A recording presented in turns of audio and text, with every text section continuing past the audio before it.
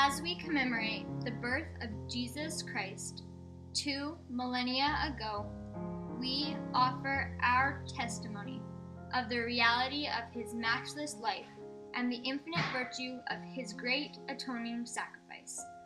None other has had so profound an influence upon all who have lived and will yet live upon the earth. He was the great Jehovah of the Old Testament, the Messiah of the New. Under the direction of his Father, he was the creator of the earth. All things were made by him, and without him was not anything made that was made.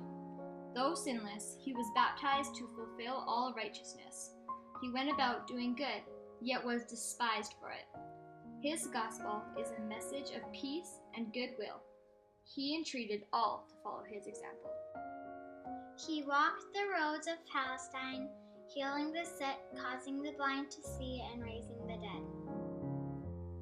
He taught the truths of eternity, the reality of our premortal existence, the purpose of our life on earth, and the potential for the sons and daughters of God in the life to come. He instituted the sacrament as a reminder of his great atoning sacrifice. He was arrested and condemned on spurious charges, convicted to satisfy a mob, and sentenced to die on Calvary's cross. He gave his life to atone for the sins of all mankind. His was a great vicarious gift in behalf of all who would ever live upon the earth. We solemnly testify that his life, which is central to all human history, neither began in Bethlehem nor concluded on Calvary. He was the firstborn of the Father, the only begotten Son in the flesh, the Redeemer of the world. He rose from the grave to become the first fruits of them that slept. As risen Lord, he visited among those he had loved in life. He also ministered among his other sheep in ancient America.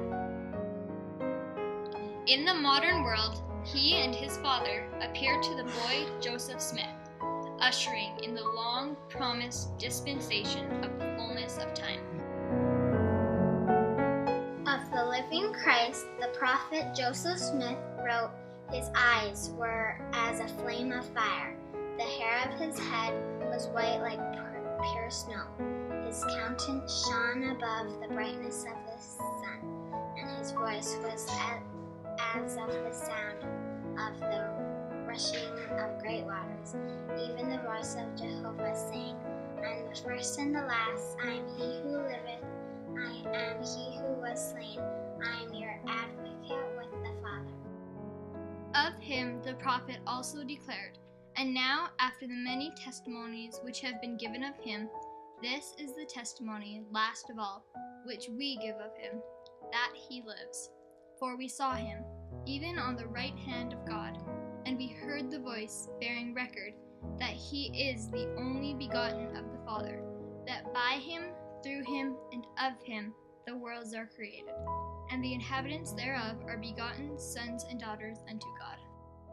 We declare in words of solemnity that his priesthood and his church have been restored to the earth, built upon the foundations of apostles and prophets, Jesus Christ himself being the chief cornerstone.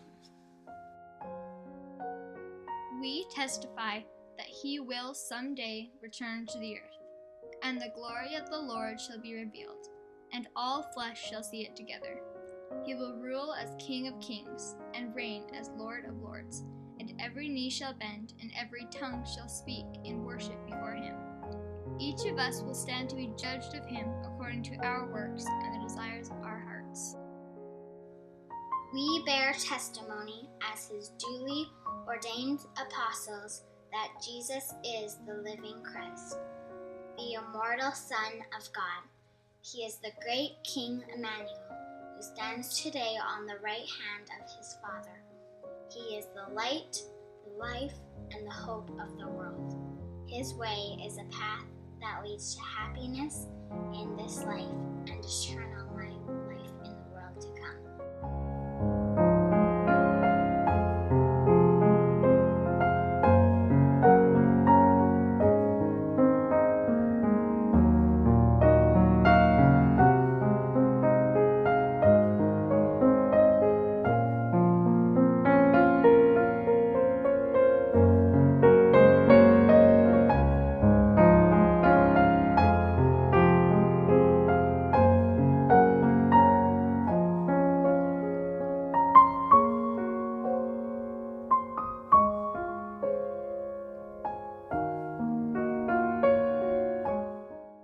be thanked for the matchless gift of his divine Son.